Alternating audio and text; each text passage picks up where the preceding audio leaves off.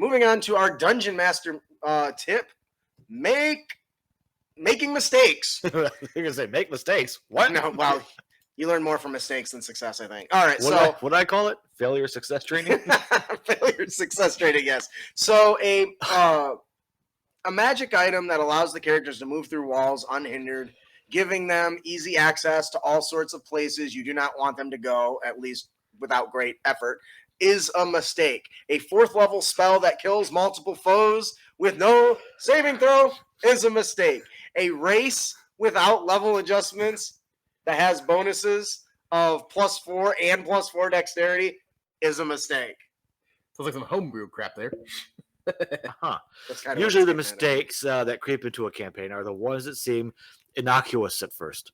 When things get unbalanced, you need to fix them, either in-game or out of game, depending on the situation and the involved players' personalities.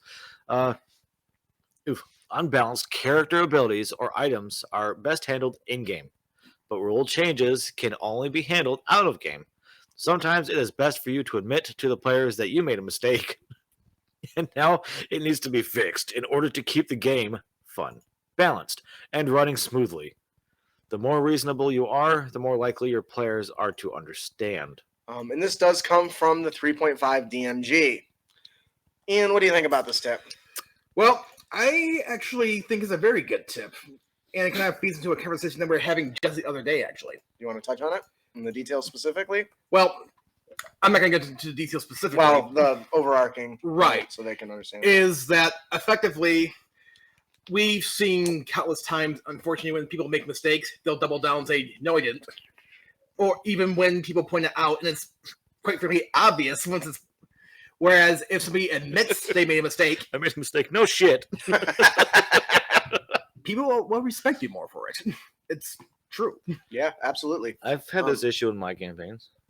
Oh, yeah? I made a mistake. It was specific. I've mentioned this once before. It's a something I did to keep the party balanced, so I wouldn't have to rebalance monsters and stuff because I was too lazy to do it. I gave the characters a Meeseeks box from Rick and Morty.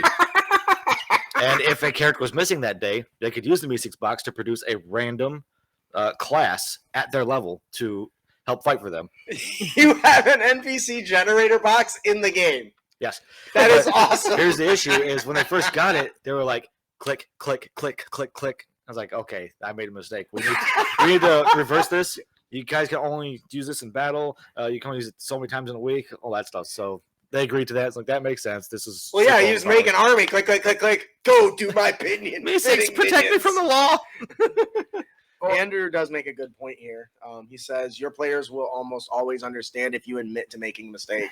I cannot agree with that more as somebody who is repeatedly making mistakes. I remember one game, too, where some players of mine encountered some flame skulls, and one guy fired off a cone of cold, did massive damage to them, and then another player followed up with a cold attack, and they said, oh, that doesn't do a thing because they're immune to cold damage. But then the first player was like, wait a second, I just hit cold and did all these damage. Yes, you did. Oops. That happens to me a lot, and when I forget little things like that, not falling asleep for elves, I forget that all the time. Yeah. And the players do too because it doesn't come into play. It's like, well, since I missed the first time around, it's only fair that you do cold damage then on your attack then, because I don't want to go back and do all the math again. I did that on the Haunt. The gargoyles. Mm-hmm. Yep. They're elementals. Mm-hmm. I didn't know they were. And someone had an ability to sense elementals within the house. It's like, oh, you don't sense any. Oh, no. They got surprised and looked at the stat box. Like, oh, shit, these are elementals. Okay, none of that damage happened. I'm going to give you advantage on your next two attacks because I fucked up. Yeah, and it's okay to make mistakes. We're human.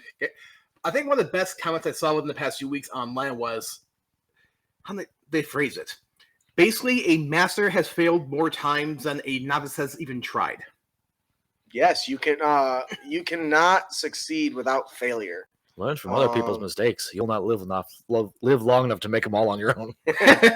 All right, I think that will do it for our Dungeon Master tip of the day, making mistakes.